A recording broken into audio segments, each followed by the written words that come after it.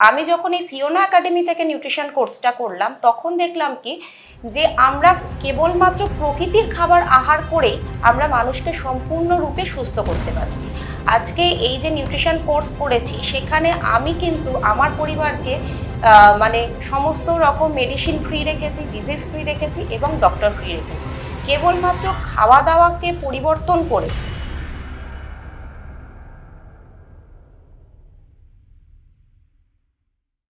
নমস্কার।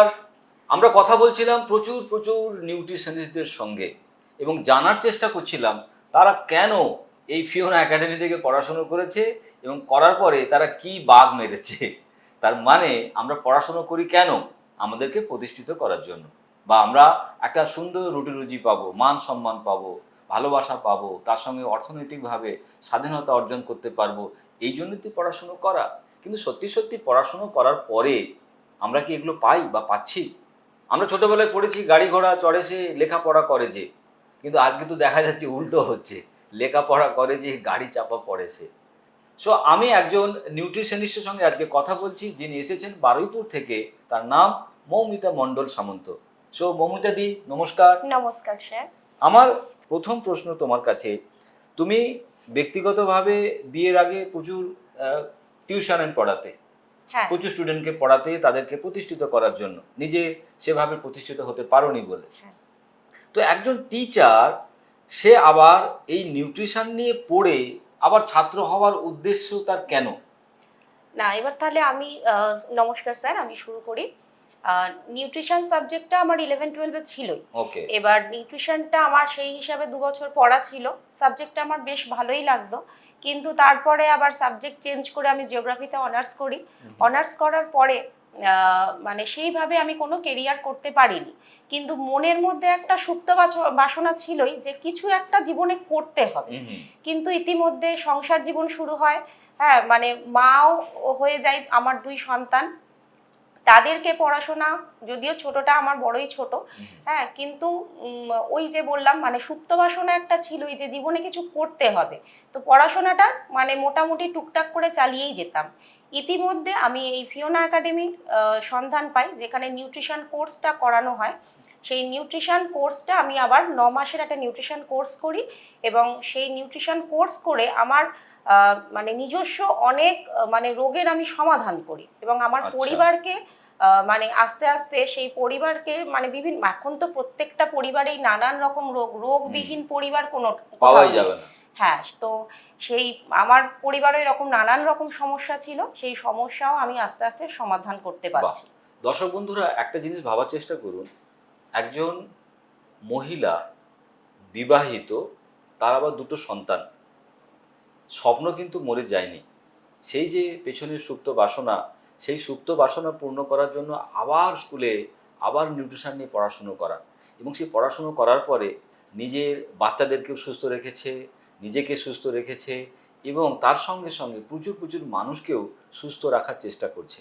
সো মৌমিতা, আমি যেটা জানতে চাইবো যে এই যে প্রফেশনে এলাম, কারণ আমরা নিউট্রিশন পড়ে নিয়ে একটা সার্টিফিকেট পেয়ে যাই, এটাই হচ্ছে আমাদের প্রথাগত একটা ধারণা। হ্যাঁ। কিন্তু এই ফিওনা একাডেমি থেকে যখন আমরা সার্টিফিকেট পেলাম, এই প্রফেশনে যখন এলাম, সেখানে কি ধরনের অভিজ্ঞতা, যে এই বাস্তব জীবনে বহু রকম রোগীরা আসছেন, তারা কত রকমভাবে ট্রিটমেন্ট করছে, বিভিন্ন রকম হসপিটালে গিয়ে প্রচুর বড় বড় ডক্টর তাদেরকে চেক আপ করছে, তারা বিভিন্ন রকম ধরনের তাদেরকে নিদান দিয়েছে যে তোমার এটা সারবে না, তোমাকে এই অপারেশনটা করতে হবে। তো এরকম পেশেন্টের ভিড়ে এরকম কি কোনো ব্যক্তিগত অভিজ্ঞতা আছে যেখানে মনে হয়েছে যে আমি এরকম পরিষেবাটা দিতে পারছি মানুষকে এবং সুস্থ করতেও পারছি? হ্যাঁ, আমি তো আগেই বললাম আমার 2 বছর একটা নিউট্রিশন পড়া ছিল।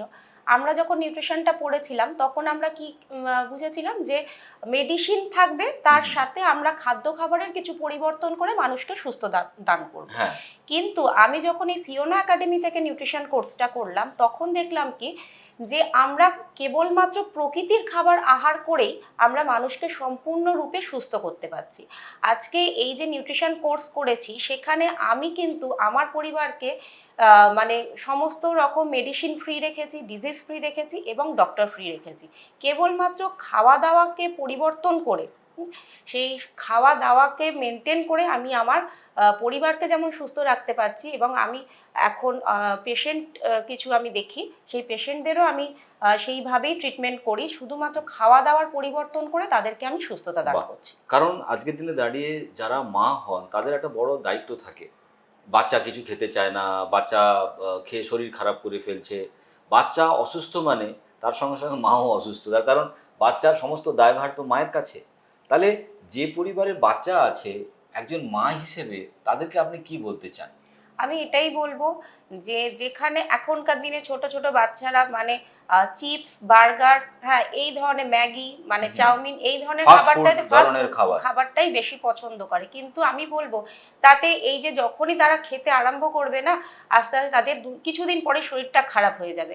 আমার ঘরেও ছোট বাচ্চা আছে, তাদেরকে আমি এইভাবেই হ্যাবিচুয়েট করেছি যে সকালে তাদেরকে ফল দেওয়া হয়, হ্যাঁ দুপুরে তাদেরকে আমি মানে একটা মা যদি সব মানে সে যদি ঠিক করে যে তার সন্তানকে সে সুস্থ রাখবে কেবলমাত্র প্রকৃতির দেওয়া আহার দিয়ে, তাহলে কিন্তু সে ঠিক করতে পারবে। হ্যাঁ, কারণ অনেক মায়েরা এসে কমপ্লেন করে আমার ছেলে আমার কথা না, শোনে না। মা যদি একমাত্র মাই পারে তার সন্তানকে পরিচালনা কারণ করতে। মা তো নিজে খায় না জিনিসটা, হ্যাঁ। সে সন্তানকে কি করে বলবে? সেই সন্তানকে বলছে তুমি ফল খাও আর তিনি অন্য কিছু না খাচ্ছে, না তাহলে মা তো হবে না। না, সেই জন্যই বলছি যে মা যদি ঠিক করেন যে আমি আমার সন্তানকে সুস্থ রাখবো, তাহলে একজন মাই পারবেন যে তার সন্তানের কিভাবে মানে পরিষেবা দিয়ে তাকে সুস্থ রাখা যায়। একদম।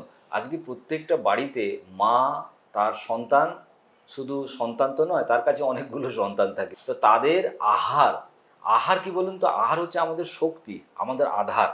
তাহলে আহার যদি গড়বড় হয়ে যায়, আপনি কত ডাক্তার দেখাবেন, কত ওষুধ খাবেন, কত ট্রিটমেন্ট করবেন? তাহলে একজন মা তার কত বড় ভূমিকা, তার সুস্থ বাচ্চা হবে কি হবে না, তার পরিবার সুস্থ থাকবে কি থাকবে না, তাহলে মায়ের উপরে কিন্তু নির্ভর করে।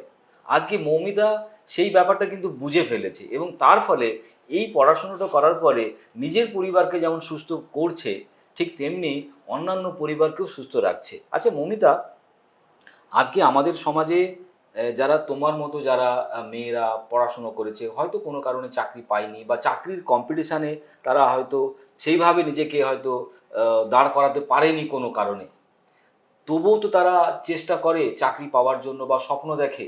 তাহলে এই যে এত এত মানুষ আজকে সমাজে স্বপ্ন দেখছে, তাদেরকে তুমি কি বলতে চাও? আমি একটা কথাই বলবো যে যারা এখনো মানে ইচ্ছা আছে যে কেরিয়ার করব, নিজের পায়ে দাঁড়াবো, হ্যাঁ তাদেরকে আমি অবশ্যই বলবো এই ফিওনা একাডেমি থেকে নিউট্রিশন কোর্সটা তারা করুন। এবং তাতে কি হবে, নিজে তো সফলতা পাবেন, হ্যাঁ আপনি নিউট্রিশনিস্ট হিসেবে যেমন একটা পরিচিতি তৈরি করতে পারবেন সমাজে, তার সাথে আপনি নিজেকে সুস্থ রাখতে পারবেন, নিজের পরিবারকে সুস্থ রাখতে পারবেন, পাশাপাশি আপনি আপনার পরিবারের সাথে পরিবেশটাকেও সুস্থ করে তুলতে পারবেন। তার কারণ কি বলুন তো মাই ডিয়ার ফ্রেন্ড? কারণ সাপোজ ধরুন আপনি ইংরেজি নিয়ে পড়াশোনা করেছেন, আপনি ভূগোল নিয়ে পড়াশোনা করেছেন, কিংবা ইতিহাস নিয়ে পড়াশোনা করেছেন, আপনি বলতে পারবেন ব্যক্তিগত জীবনে বাবার হইবে আবার জ্বর সারিবে ঔষধ, এটা কি কাজে লাগবে? কিংবা জিওগ্রাফিতে আকাশের রং কেন নীল, সেটা পড়ার পরে আপনার ব্যক্তিগত জীবনে কি লাগবে? কোনো কাজেই কিন্তু লাগবে না। একটা ইনফরমেশন আমরা নিয়ে বসে আছি, অপেক্ষা করছি যদি চাকরি পাই তাহলে আউড়ে দেবো, তাহলে তাকে বুঝিয়ে দেবো বা বলে দেবো।